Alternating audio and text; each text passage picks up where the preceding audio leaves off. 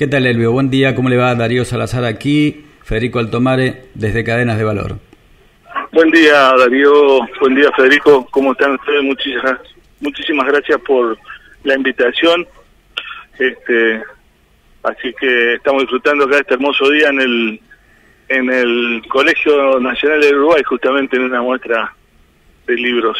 ¿Qué tal, Elvio? Te agradecemos mucho la comunicación, el contacto. Estábamos con Darío Salazar hablando hace un rato, nos metimos en el rubro de la avicultura y bueno, la verdad que es tenemos suerte de tenerte en contacto porque estábamos justamente había un planteo, una de las cuestiones que queríamos conversar contigo, quizá es una pregunta un tanto básica, pero hablando de la avicultura, yo al menos me pregunto y quizá oyentes del otro lado, el tema de la biomasa, ¿no?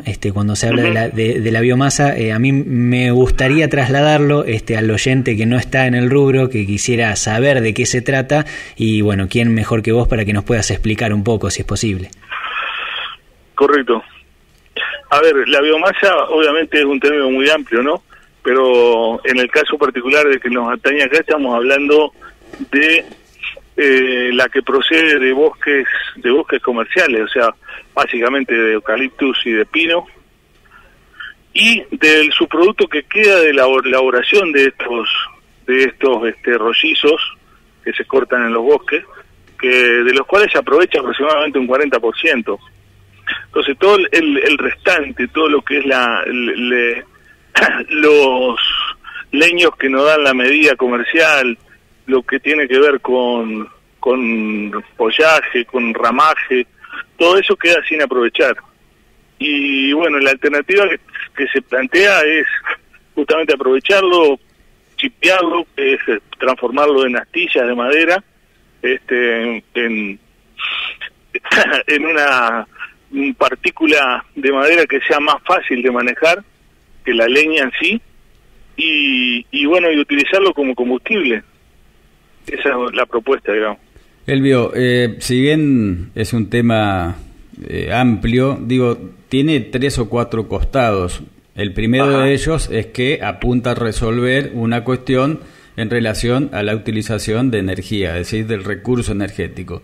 La segunda cuestión, me parece, tiene que ver con utilizar algo que hoy no se está utilizando. Y la tercera es volver con una base tecnológica, y en esto quiero hacer hincapié, nueva, totalmente diferente a la que se utilizaba hace 30, 40 años, cuando también se calefaccionaban los galpones con leña, con madera. Correcto. Esta nueva base tecnológica que creo que es la más importante de tener en cuenta. Sí. Mirá, ahí justamente vos pusiste un poco el dedo en lo que es en los objetivos que se busca con esta propuesta, ¿no? Primero, hay una abundancia de biomasa en Entre Ríos que está ahí latente y totalmente subocupada. Más de 100.000 hectáreas de eucaliptos y 15.000 hectáreas de pinos que se están exportando prácticamente sin trabajarlas, ¿no? A valor de madera, sin dejar ningún valor agregado en la provincia, lo cual es, desde el punto de vista económico y de sustentabilidad política de la provincia, no tiene mucho sentido. Después, la segunda cuestión que hace referencia justamente es a un cambio tecnológico que no es tal en realidad, porque en Brasil el 80% de la avicultura se calefacciona con biomasa. Lo que sí es importante es que esto estaría reemplazando gas licuado de petróleo, que es un combustible importado ahora en Argentina y con un costo 10 veces superior a utilizar biomasa.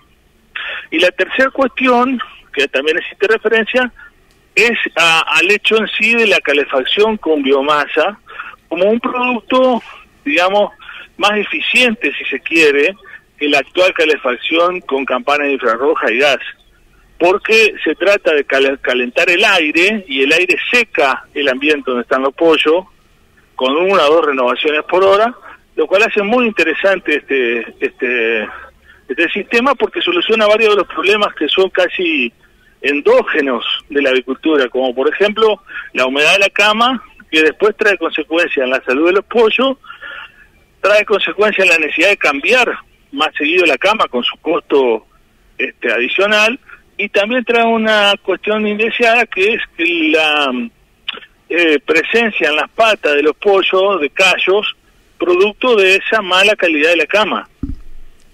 Bien, y si uno esto lo traslada a la cuestión de mercado, Elvio, para la gente que no conoce en profundidad este tema, digamos que hoy la importancia por la venta, por el mercado, por la demanda de garra, especialmente en Asia, hoy una tonelada de garra cuesta casi lo mismo que una de suprema de pollo en algunos Exactamente. mercados. Y el otro dato, Darío, es que una tonelada de garra A sin callo cuesta exactamente el doble que una tonelada de garra B que tiene algunos callos.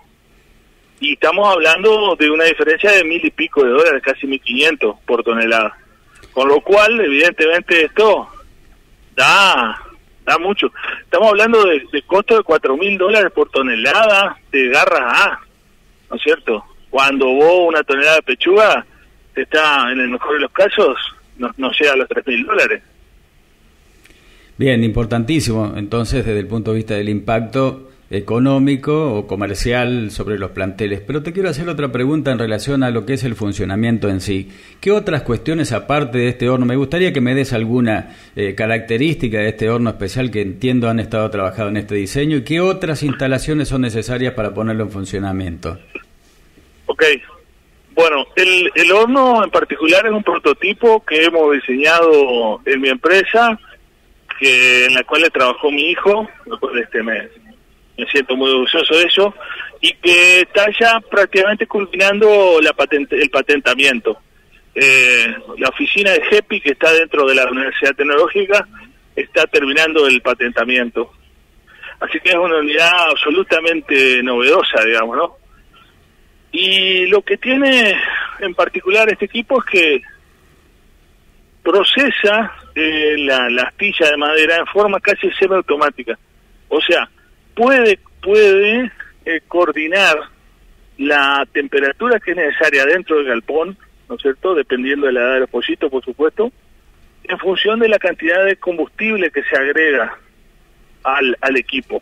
Eso lo puede manejar a través de un software, de un PLC, y mandar mayor o menor cantidad de combustible en función de la necesidad que hay de temperatura adentro. ¿Y cómo coordina eso? Bueno, en función del volumen de aire que hay que ingresar, los ventiladores que ingresan aire tienen velocidad variable, entonces el programa calcula la necesidad de combustible, calcula el volumen de aire que hay que ingresar, obviamente todo eso está dentro del software, encriptado, y manda aire caliente en la temperatura necesaria. Adentro del galpón no es necesario nada, todo se produce afuera, la combustión se produce afuera.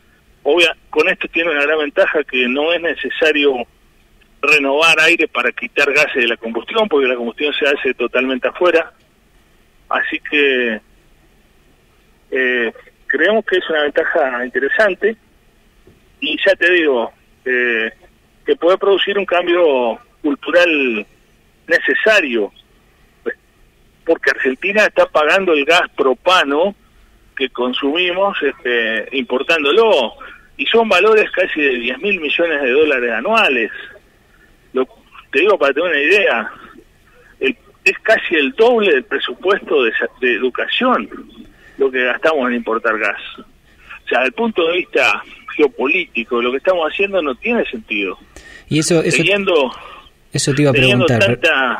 Sí. Perdóname, Elvio, que te interrumpa. Siendo así como vos lo contás, y vos decías que en Brasil ya se utilizaba un poco el modelo, así como vos lo contás, pareciera realmente que estamos desaprovechando una oportunidad. ¿Qué haría falta, digamos, para poder cambiar y utilizar este nuevo sistema acá en nuestro país? Es un problema cultural, porque nosotros creíamos hace 20 años atrás que teníamos gas para toda la vida. Entonces desarrollamos todo un sistema en base al gas. Ahora nos encontramos 20 años después que se nos terminó el gas.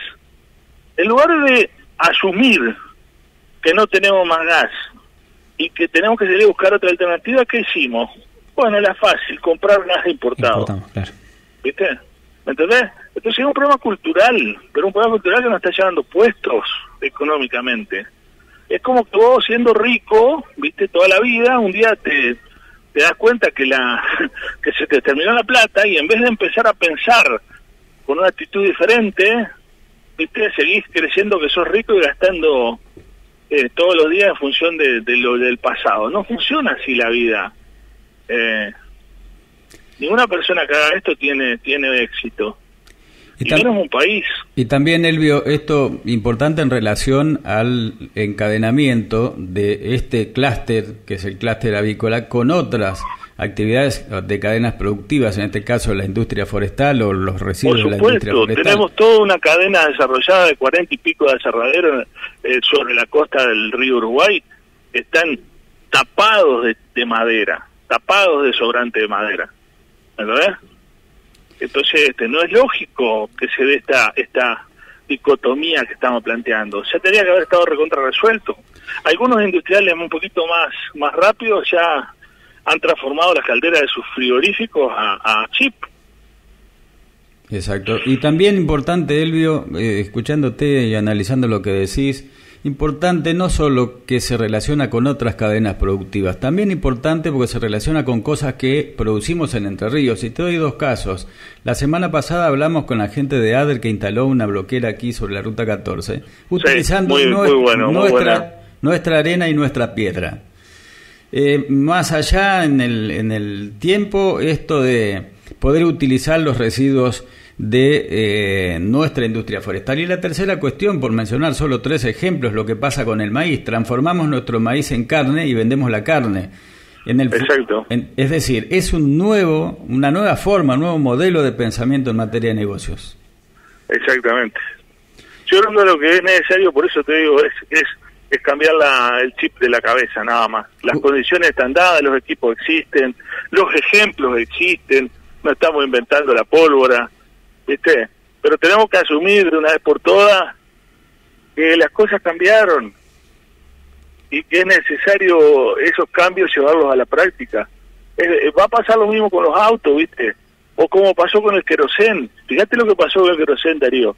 Los otros días cerró, y fue noticia en todos los diarios, la última estación de queroseno de Entre Ríos. Estaba en Villaguay. ¿Sabes cómo subsistía?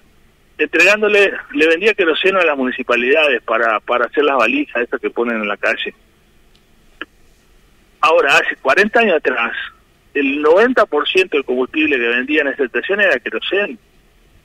Imagínate si seguiríamos con esa política. ¿Me entendés? Exactamente. Hubo un cambio tecnológico y bueno, se tuvieron que adaptar y seguramente se van a tener que seguir adaptando más todavía a las estaciones. Elvio, acá pasa lo mismo. Vamos a seguir charlando otro día sobre a qué obedeció este cambio tecnológico, porque también tiene sus actores que lo han impulsado. La universidad donde manejás el área de extensión, la UTN Regional Concepción de Uruguay, tuvo mucho que ver con este cambio tecnológico, pero lo vamos a charlar en otro programa. Hoy te quiero preguntar, antes de cerrar, ¿qué estás haciendo en el colegio con los libros? ¿Estás presentando alguno? Estoy presentando unos libros míos acá, sí.